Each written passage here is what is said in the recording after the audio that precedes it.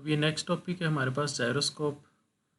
तो ये हमारे पास बुक है, बुक के अंदर ये हमारे पास 14 चैप्टर है जायरोस्कोप का।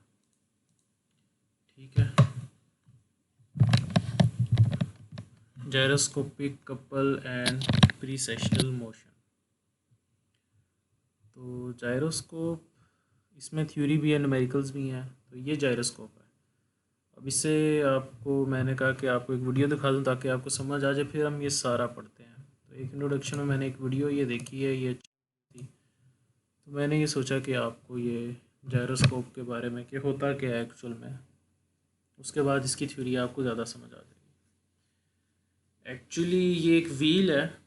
ये व्हील देखें, इस एक्सिस के ऊपर रोटेट कर रहा है ये व्हील, और ये व्हील इस एक्सिस जहाँ पे ये अटैच है, इस एक्सिस के भी इर्द गिर्द रोटेट कर सकता है। मतलब ये दो एक्सिस में, एक तो ये वाला रोटेशन वाला है और दूसरा ये जो रिंग है ये भी आपस में ये इधर से पिवट हुआ है ना, यहाँ से और यहाँ से, तो ये आपस में क्या रोटेट कर सकता है।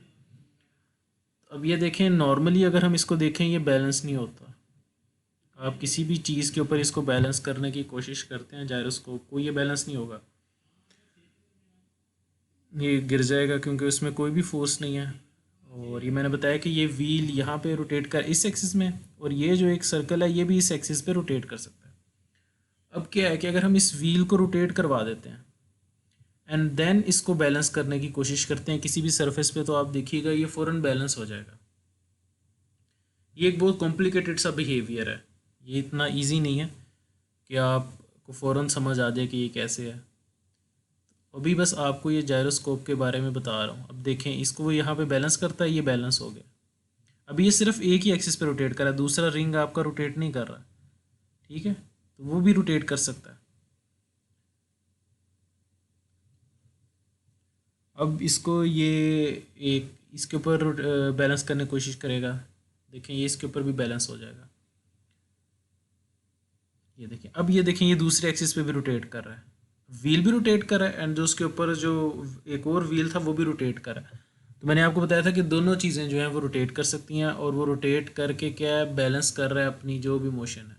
अब देखें, इसको वो थ्रेड के ऊपर भी उसने बैलेंस कर दिया। अब अगेन वही एक ही एक्सिस में दूसरे वाले दोनों जो हैं वो रोटेट नहीं कर रहे, तो ये उसने उसको थ्रेड के ऊपर भी बैलेंस कर दिया।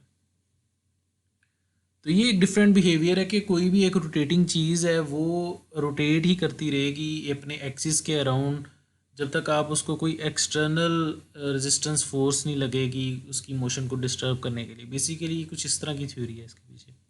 तो थ्योरी तो हम आगे जाके डिटेल में पढ़ेंगे, मैं आपको बस ये वीडियो दिखा रहा हूँ कि आपको समझ आ जाए कि जायरोस्कोप बेसिकली होता क्या है। देखें, ये अगेन यहाँ पे बैलेंस है, और ये वही बात है कि ये जो है उसकी मोशन है, उसकी मोशन को कोई डिस्टर्ब नहीं कर रहा, तो वो अपनी जिस पॉइंट पे वो रोटेट कर रहा है वो रोटेट करता ही रहेगा। एंड इसकी एप्लीकेशंस इस वीडियो में उसने थोड़ी सी एप्लीकेशंस भी बताई हैं जो हम बुक से डिस्कस करेंगे।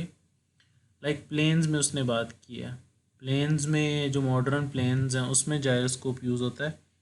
ये आपके पास प्लेन है, इसमें जायरोस्कोप इंस्टॉल कर देंगे, ये एक क्लोज सी किसी जगह पे किसी बॉडी के अंदर, मतलब उसको क्लोज करके, और ये रोटेट कर रहा होगा।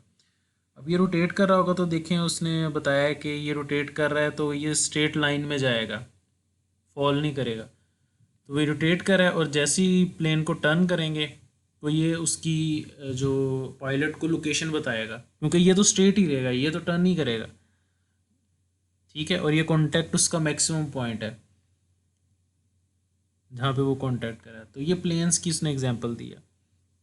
इस तरह ही वो बता रहा है कि और भी काफ़ी ज़्यादा जो मार्स पे रोबोट भेजा हुआ है उसकी बैलेंसिंग के लिए कि वो उलट ना जाए, उसकी बैलेंसिंग के लिए भी जायरोस्कोप है। और इस तरह ही जो आपके पास स्पेसशिप है कि वो बैलेंस रहे एक ही स्ट्रेट लाइन में, तो उसके लिए क्या यूज़ करते हैं, जायरोस्कोप।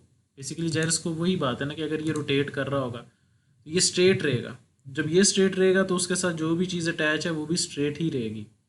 और अगर ये रोटेट करेगा, अगर प्लेन रोटेट करेगा, अब आप खुद सोचें कि गाड़ी आप रोड पे लेके जा रहे हैं, तो जब आप टर्न करते हैं तो आपको कैसे पता चलता है गाड़ी टर्न कर रही है? आप जो साइड वाली चीज़ें हैं वो देख रहे होंगे, रोड देख रहे होंगे कि अच्छा मैं टर्न कर रहा हूँ, पर अब आप एक स्पेस में हैं, आप टर्न करने लगते हैं, कोई भी रेफरेंस के लिए चीज़ नहीं है आपके पास जिससे आप देख सकें कि आप टर्न कर रहे हैं।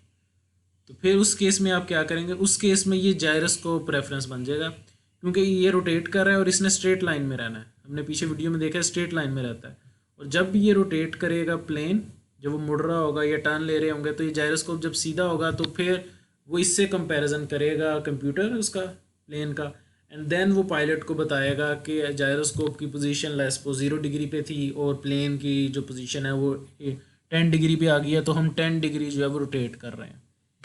तो ये आपको थोड़ा बहुत अब समझ आ गया होगा जायरोस्कोप के बारे में। और ये मैंने बताया कि ये जितनी स्पेस क्राफ्ट है, आसमान में कुछ भी नहीं है, आप किससे रेफरेंस लेके उसको टर्न करें, तो ये बेसिकली जायरोस्कोप फिर इसमें यूज़ होता है।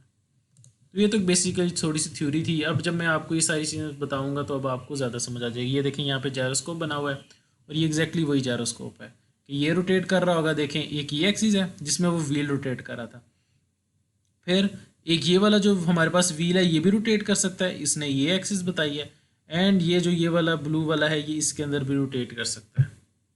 ठीक है, तो ये क्या 3 एक्सिस में, एक इस एक्सिस में व्हील रोटेट करेगा, इस एक्सिस में व्हील नहीं रोटेट करेगा, बट जो सेकंड वाला कॉइल है उसका वो रोटेट करेगा, एंड देन इस एक्सिस में भी रोटेट कर सकता है। ठीक है, ये समझ आ गई। तो ये 3 एक्सिस में रोटेट कर सकता है, और ये इसमें क्योंकि 2 सर्कल हैं तो ये 2 एक्सिस में कर सकता होगा, नहीं मेरे ख्याल एक ये एक्सिस है और ये है, तो ये भी मेरे ख्याल 3 में कर लेगा। तो वो हम इसको स्टडी करते हैं तो आपको सारा समझ आएगा कि जायरोस्कोप क्या है।